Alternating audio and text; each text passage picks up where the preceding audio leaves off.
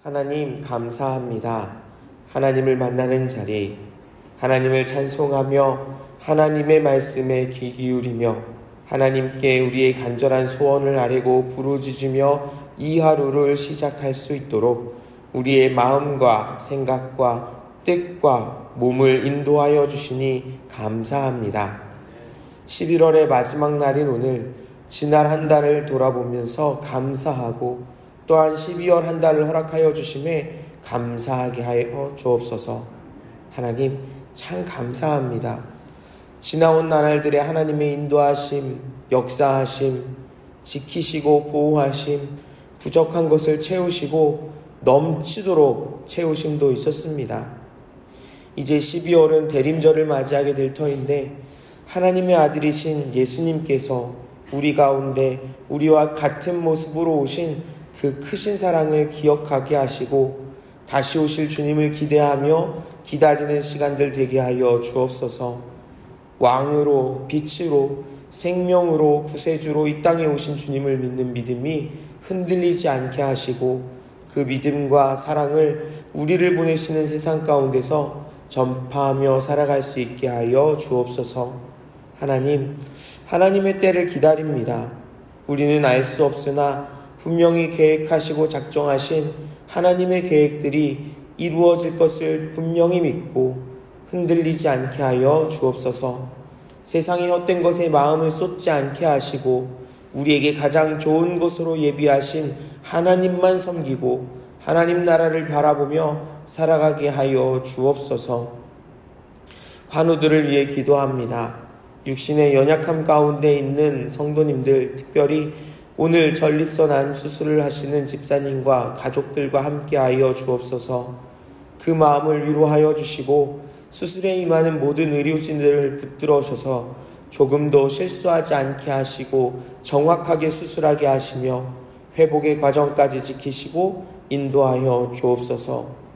감기를 비롯한 질병들과 오래도록 투병 중이신 성도님들, 연로하셔서 힘들어하시는 분들, 입원하여 치료 중에 계신 성도님들, 또 큰 수술을 앞두고 하나님 앞에 겸비하며 엎드리는 집사님께도 하나님 함께하여 주셔서 치료하여 주시고 회복시켜 주옵소서. 하나님, 날씨가 추워지면서 이 겨울을 어떻게 지내야 하는지 걱정하고 염려하는 이웃들도 있습니다. 그들을 살피게 하셔서 우리 교회 주변에 이로 인해 고통받는 이들이 없도록 잘 돌보고 감당하는 구의교회 되게 하여 주옵소서. 우크라이나와 이스라엘 지역에서 속히 전쟁이 그치고 모든 분쟁과 갈등의 자리에 하나님의 샬롬이 가득하게 하여 주옵소서. 이 나라와 민족을 지키시고 보호하셔서 이 땅에 다시는 전쟁이 일어나지 않게 하시고 하나님께서 기뻐하실 일들로 가득한 나라와 민족이 되게 하여 주옵소서. 미래 준비국의 다음 세대들 가운데 함께하여 주시길 원합니다. 부족한 교사들을 채워주시고 우리 아이들에게 하나님의 말씀이 분명하게 심겨지게 하여 주옵소서. 빠르게 변해가는 세상 속에서 변함없으신 하나님의 말씀을 붙잡고 살아갈 수 있도록 주님, 말씀을 가까이 하고 하나님의 음성을 듣고 하나님과 교제하는 이 귀한 믿음의 자녀들로 자라나게 하여 주옵소서. 그러한 믿음의 본을 보이며 다음 세대를 양육하며 세워가는 우리 귀한 주님의 자녀들 되게 하여 주옵소서. 구의교회의 모든 가정들 가운데 함께하여 주옵소서. 하나님 경외함으로 가득하게 하시고 믿지 않는 배우자와 부모, 자녀를 위한 기도, 또 경제적인 문제나 관계, 감정의 어려움들을 위해 기도할 때 들으시고 응답하여 주옵소서. 이 시간 하나님 앞에 올려드리는 우리의 모든 기도와 마음과 정성을 다해드리는 헌금이 하나님께서 흠양하시는 예물이 되게 하여 주옵소서. 말씀을 통해 우리가 하나님의 뜻을 깨닫게 하시고 하나님과 동행하는 이 하루가 되도록 성령님 인도하여 주옵소서. 감사드리며 예수 그리스도의 이름으로 기도드립니다. 아멘. 하나님의 말씀은 구약성경 욥기 24장 1절부터 25절까지 말씀입니다. 구약성경 784쪽에 나와 있습니다. 욥기 24장 1절부터 25절까지 말씀을 함께 봉독합니다. 어찌하여 젖는 자는 때를 정해놓지 아니하셨는고 그를 아는 자들의 그의 날을 보지 못하는고 어떤 사람은 땅에 경계표를 넘기며 양떼를 빼앗아 기르며 고아의 나귀를 몰아가며 과부의 소를 볼모 잡으며 가난한 자를 길에서 몰아내나니 세상에서 학대받는 자가 다 스스로 숨는구나. 그들은 거친 광야의 들나귀 같아서 나가서 일하며 먹을 것을 부지런히 구하니 빈들이 그들의 자식을 위하여 그에게 음식을 내는구나. 밭에서 남의 꼴을 베며 악인이 남겨둔 포도를 따며 의복이 없어 벗은 몸으로 밤을 지내며 추워도 덮을 것이 없으며 산중에서 만난 소나기에 젖으며 가릴 것이 없어 바위를 안고 있느니라. 어떤 사람은 고아를 어머니의 품에서 빼앗으며 가난한 자의 옷을 볼모 잡음으로 그들이 옷이 없어 벌거벗고 다니며 곡식이삭을 나르나 굶주리고 그 사람들의 담 사이에서 기름을 짜며 목말라 하며 술투를 밟느니라. 성중에서 죽어가는 사람들이 신음하며 상한 자가 부르짖으나 하나님이 그들의 참상을 보지 아니하시느니라. 또 광명을 배반하는 사람들은 이러하니 그들은 그 도리를 알지 못하며 그 길에 머물지 아니하는 자라. 사람을 죽이는 자는 밝을 때에 일어나서 학대받는 자나 가난한 자를 죽이고 밤에는 도둑같이 되며 가늠하는 자의 눈은 저물기를 바라며 아무 눈도 나를 보지 못하리라 하고 얼굴을 가리며 어둠을 틈타 집을 뚫는 자는 낮에는 잠그고 있으므로 광명을 알지 못하나니 그들은 아침을 죽음의 그늘같이 여기나 죽음의 그늘의 두려움을 알미니라.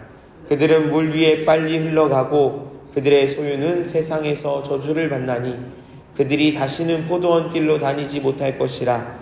가뭄과 더위가 눈 녹은 물은 곧 빼앗나니 스올이 범죄자에게도 그와 같이 하느니라. 모태가 그를 잊어버리고 구더기가 그를 달게 먹을 것이라. 그는 다시 기억되지 않을 것이니 부리가 나무처럼 꺾이리라. 그는 임신하지 못하는 여자를 박대하며 과부를 선대하지 아니하는도다. 그러나 하나님이 그의 능력으로 강포한 자들을 끌어내시나니 일어나는 자는 있어도 살아남을 확신은 없으리라. 하나님은 그에게 평안을 주시며 지탱해 주시나 그들의 길을 살피시는도다. 그들은 잠깐 동안 높아졌다가 천대를 받을 것이며 잘려 모아진 곡식이삭처럼 되리라. 가령 그렇지 않을지라도 능히 내 말을 거짓되다고 지적하거나 내 말을 헛되게 만들 자 누구랴. 아멘. 엘리바스에 대한 욥의 대답이 23장과 24장까지 이어지고 있습니다.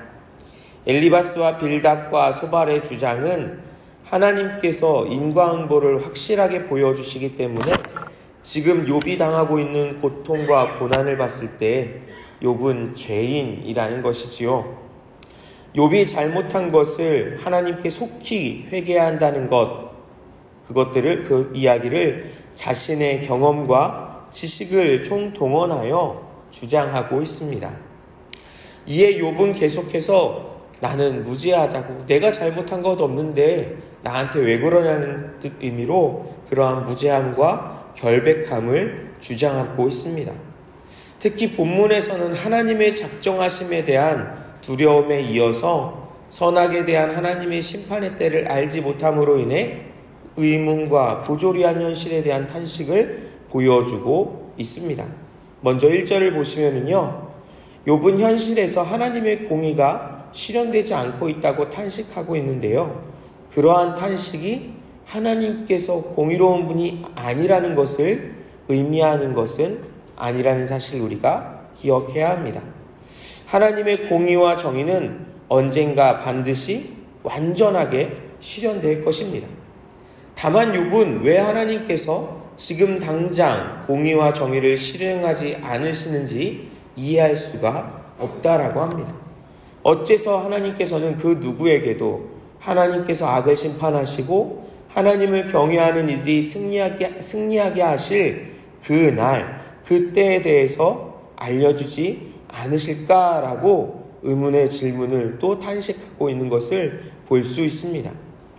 사랑하는 여러분, 우리는 하나님께서 공의로 세상을 판단하신다는 사실을 분명히 믿고 있습니다. 주님께서 다시 오실 것을 믿고 있습니다. 부활의 소망을 믿고 있습니다. 우리는 성경에 기록된 모든 것을 반드시 이루실 것을 분명하고 확실하게 믿고 있습니다. 그런데 그렇다면 언제 그런 일들이 일어나는 것일까요? 그것을 알 수는 없지요. 이루어질 것은 분명히 알고 있는데, 그래서 그 말씀을 신뢰하며 믿고 있는데 그것이 언제일지는 모르고 있습니다. 믿음으로 살아가는 삶의 현장에서 우리는 의인이 고통을 당하고 악인이 형통하게 되는 그런 부조리한 현상들을 계속해서 보면서도 하나님, 그리고 그 하나님께서 그러한 현상들 가운데서 분명히 하나님의 공의와 정의를 사랑 가운데 나타내시며 역사하실 것을 믿으면서도 이것들이 언제 그렇게 될지를 알지 못하여 답답할 때가 있습니다. 욥 자신도 의로운 자로서 고난을 당하며 바로 그러한 의문을 갖고 있는 것입니다. 그래서 욥은 속히 하나님의 공의가 실현되기를 소망하고 하나님께 간구하기도 하였지만 하나님으로부터는 아무런 응답도 없었던 것입니다. 욥이 볼 때 하나님께서는 공의를 실현하는 때를 정하시지 않은 것처럼 보입니다. 하나님께서 공의를 실현하실 때를 정하지 않으신다면 결국 자신의 결백함이 밝혀지고 이 고난과 어려움이 언제 끝나게 될지도 알 수 없게 되는 것이지요. 하나님께서 자신의 억울함을 풀어주실 텐데 그것이 내일이 될지 아니면 다음 달이 될지 몇 년 후, 몇십 년 이후가 될지, 그것도 아니면 욥이 이 세상에서 다시 맛볼 수 없을지 도무지 알 수 없다라는 것입니다. 욥의 마음은 지금 당장 하나님의 공의가 실현되지 않는다 할지라도 적어도 그날이 언제인지 알았으면 하는 것이었습니다. 여러분, 이러한 생각을 하는 것이 욥뿐만은 아닐 것입니다. 나의 이 아픔이 언제 끝날 것인가? 이 괴로움이 언제 마무리될 것인가? 나의 삶의 문제들을 하나님께 아뢰고 있는데, 기도하고 있는데 이 문제들을 언제 어떻게 하나님께서 이루어 주시고 해결해 주실 것인가 알 수 있으면 좋겠다. 그렇다면 준비하고 대비할 수 있을 텐데, 아니 최소한 지금처럼 막막하지는 않고 조금 더 잘 견딜 수 있을 텐데, 언제 끝날지, 언제 반전이 일어날지 알 수 있다면 염려와 걱정, 원망과 탄식이 아니라 어쩌면 기대와 소망으로 살아갈 수 있을 텐데, 이런 마음이 들기도 할 것입니다. 그것을 알지 못하기에 욥은 탄식합니다. 왜 하나님께서 그 시기를 정하지 않으셨을까라고 말입니다. 왜 하나님을 아는 자들, 하나님께 기대는 사람들에게 그것을 알려주시지 않을까라고 말입니다. 그러나 욥이 지금 탄식하고 이야기하는 것처럼, 생각하는 것처럼 하나님께서는 아무런 계획도 없는 분이 아니심을 우리가 기억해야 합니다. 오히려 하나님의 계획은 이미 완벽하지요. 그 누구에게도 알려주시지는 않으셨지만 구원의 때, 심판의 때를 분명하게 정하셨습니다. 단지 알려주지 않으셨을 뿐이지요. 전도서에서도 분명히 말씀하고 있습니다. 범사에 기한이 있고 천하만사가 다 때가 있다라고 말입니다. 하나님께서는 하나님의 시기를 정해주셨습니다. 그 하나님의 시기, 하나님의 정하신 시간표는 나에게 맞춰져 있는 것이 아니라 하나님께 맞추어져 있습니다. 하나님께서 작정하시고 계획하신 시간에 정확하게 하나님의 뜻과 계획이 이루어질 것입니다. 지금까지 그래왔고 또 지금도 그렇게 이루어지고 있으며 앞으로도 그렇게 될 것입니다. 그런데 하나님의 때에 정확하게 맞춰져 있지만 그 하나님의 때가 바로 우리에게 가장 유익한 시기이며 또 우리를 가장 사랑하시는 하나님의 마음의 표현이라는 것을 우리가 기억해야 합니다.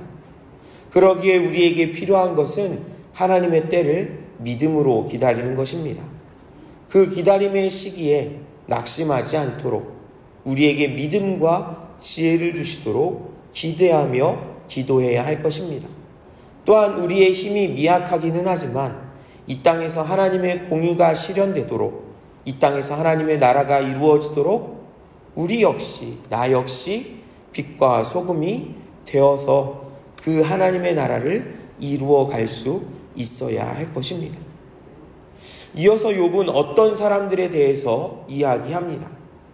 이 사람들은 하나님께서 정하신 공의와 심판의 때가 알려지지 않았기 때문에, 그리고 여전히 자신들이 형통하고 평안하기 때문에 하나님의 공의가 실현되는 때는 없다고 단정하며 악을 행하는 것을 기뻐하고 즐거워합니다. 그 모습을 2절 이하의 말씀에서 볼 수 있습니다. 땅의 경계선을 자기 마음대로 바꿔서 남의 땅을 빼앗기도 하고, 경계를 변경하여 그 땅 안에 있던 양떼를 자기 소유로 착복합니다. 여러분, 이 일은 하나님께서 하지 말라고 명하셨던 일입니다. 이스라엘이 가나안 땅으로 들어갈 때에 그 경계를 하나하나 정해주시면서 이스라엘이 차지하게 될 땅의 경계를 정해주셨고, 또 각 지파가 차지하게 될 땅들이 어느 곳인지를 다 일일이 경계를 정하셨습니다. 그러면서 서로의 땅을 침범하지 말라, 하나님께서 정하신 땅의 경계를 자기 마음대로 옮기지 말라고 명령하셨습니다. 그럼에도 그 일을 행한다라는 것입니다. 고아와 과부에게도 마찬가지입니다. 이들은 사회에서 가장 약한 사람들이지요.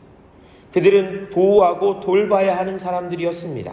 하나님께서는 고아와 과부를 위해서 남겨야 할 것, 그리고 베풀어야 할 것에 대해서 말씀하셨습니다. 그런데 어떤 사람들은 그들의 것조차, 아주 약한 사람들의 것조차도 빼앗았다라는 것입니다. 가난한 사람들, 학대받는 사람들의 설 곳이 없습니다. 사람이 살 수 없는 거친 광야, 빈들에서 살도록 쫓겨나야 했습니다.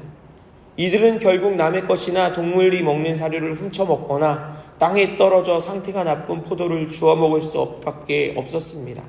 추운 밤에도 입을 옷이 하나도 없어서 벌거벗은 채로 잠을 자야 한다고 합니다. 그 상태에서 비라도 내리면 바위 틈으로 피해보지만 결국 흠뻑 젖고 말게 되지요. 또한 어떤 사람들은 어머니 품에서 아이를 빼앗아서 고아로 만들고, 이러한 고아들을 폭력적으로 착취합니다. 그렇게 모든 것을 빼앗긴 사람들은 결국 밭과 포도원을 소유한 사람들을 위해 일하게 되는데, 이 사람들이 음식을 운반하고 기름과 포도주를 만들지만 정작 그들이 먹고 마실 수 있는 것은 아무것도 없었습니다. 이렇게 신음하는 사람들이 많은데도 아무도 그들을 돕는 사람도 없었고, 하나님께서도 그들의 기도를 들어주시지 않는 것 같았습니다. 욥이 이러한 시대를, 이러한 상황들을 바라보고 있는 것입니다. 마치 이러한 상황에서 왜 하나님이 침묵하고 계시는지를 따져 묻고 있는 것처럼 보입니다. 또 광명을 배반하는 사람들에 대해서도 이야기합니다. 빛을 싫어하고 밝은 것을 좋아하지 않는 사람들에 대한 이야기입니다. 사람들은 빛이 아닌 낮에도 악을 저지르고, 빛이 있는 낮에도 악을 저지르고, 빛이 없는 밤에도 악을 저지릅니다. 밝을 때에 가난하고 악대받는 자들이 죽임을 당합니다. 어두울 때는 도둑들이 판을 치고 간음을 저지릅니다. 도둑질하느라 밤에 활동하는 사람들이 낮에는 집에서 잠을 자고 있습니다. 여기서 광명을 배반하는 사람들은 세상의 빛이신 하나님을 배반하는 사람들을 말합니다. 이들의 모습은 가난한 자를 핍박하고 그들을 착취하며 사회를 온갖 악한 모습으로 물들고 있지만, 그들의 모든 악한 모습은 이웃을 향한 죄이기도 하면서 하나님에 대한 비배반이라는 것입니다. 우리는 하나님에 대한 죄와 사람에 대한 죄를 구분하곤 하지요. 그러나 그것은 서로 다른 것이 아닙니다. 하나님을 향한 것이나 이웃에 대한 것이나 죄와 악함은 모두 하나님을 배반하는 것이라는 것입니다. 그것이 무엇이든 하나님께 대한 죄라는 것이지요. 앞서 어떤 사람들도 마찬가지입니다.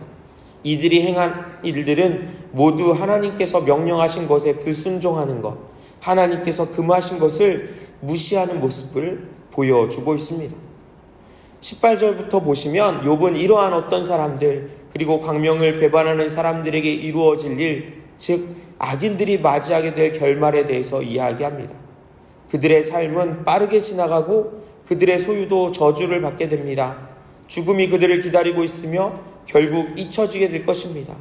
잠시 잠깐 높아져서 잘 나가는 것처럼 보일 수도 있겠지만 결국 낮아지게 될 것이고 추수의 때 이삭처럼 잘려나가게 될 것이라고 고백하고 또 선포하고 있습니다. 시작할 때는 하나님의 때가 언제인지 모르겠노라고 그렇게 이야기하면서도 마무리할 때는 하나님께서 반드시 이 부조리한 세상을 심판하시고 하나님의 공의를 언제가 될진 모르지만 공의를 실현하실 때가 있겠노라고 그렇게 또 선포하고 있는 것입니다. 여기에서 우리가 주의해야 할 단어가 있습니다. 24절에 보시면 잠깐 동안이라는 표현이 있습니다.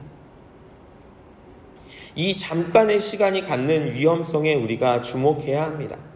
잘못을 했는데 바로 즉시 내 행동에 대한 대가가 주어진다면, 무엇인가 잘못을 했는데 이렇게 앞에서 이야기하는 것처럼 어떤 사람들처럼 혹은 광명을 배반하는 사람들처럼 그렇게 행동했을 때 내가 그 사람들이 무엇인가 손해를 당하고 무언가 고난이 경험되어진다면 어떻겠습니까? 쉽게 악한 일을 행하기는 어려울 것입니다. 주저주저하게 될 것입니다. 그런데 죄를 지었는데도 불구하고 잠깐이지만 이득이 생기고 또 형통하다면 어떨까요? 괜찮네라고 생각할 수 있게 되겠지요. 그런데요, 항상 보시면 죄와 악에는 잠깐의 유익과 즐거움이 있습니다. 짜릿함이 있습니다.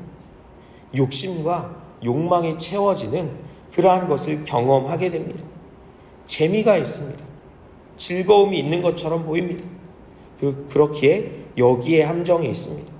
마치 그 즐거움이 영원히 계속될 것만 같은데 그것은 말 그대로 잠깐인 것입니다. 결국 다시 낮아질 수밖에 없습니다. 그 일이 천대받게 될 것입니다. 그런데 그 잠깐의 즐거움의 유혹을 이기지 못할 때가 참 많이 있습니다. 사도 바울은 이렇게 이야기합니다. 우리가 주목하는 것은 보이는 것이 아니요 보이지 않는 것이니 보이는 것은 잠깐이요 보이지 않는 것은 영원합니다. 우리가 주목해야 하는 것, 그것은 지금 당장 우리 눈에 보이지 않는 것입니다. 그러나 분명히 존재하며 우리에게 약속으로 주어졌기에 반드시 이루어질 하나님의 말씀과 하나님의 나라를 바라보는 것입니다. 잠깐의 것들은 우리를 기쁘게 하고 즐겁게 하고 또 우리의 감각들을 짜릿하게 만들 수도 있습니다. 그러나 그것들은 결국 잠깐 있다 사라질 것입니다. 눈에 보일 그 잠깐의 것들을 바라보는 것이 아니라 우리 눈에는 보이지 않더라도 영원히 남게 될 것, 영원히 우리 가운데 역사하실 하나님의 나라를 기대하며 바라보며 나아가는 저와 여러분들이 될 수 있길 바랍니다. 오늘 기도하실 때 말씀을 기억하시면서 하나님께서 이루실 때를 기다리는 믿음과 잠깐의 인생에 머물도록 유혹하는 모든 유혹을 물리치고 항상 영원한 생명과 기쁨을 주시는 하나님을 바라볼 수 있게 해달라고 기도할 수 있길 원합니다. 주님께서 가르쳐주신 기도를 드리신 후에 믿음으로 기도하시다가 자유롭게 돌아가시겠습니다. 하늘에 계신 우리 아버지, 아버지의 이름을 거룩하게 하시며 아버지의 나라가 오게 하시며 아버지의 뜻이 하늘에서와 같이 땅에서도 이루어지게 하소서.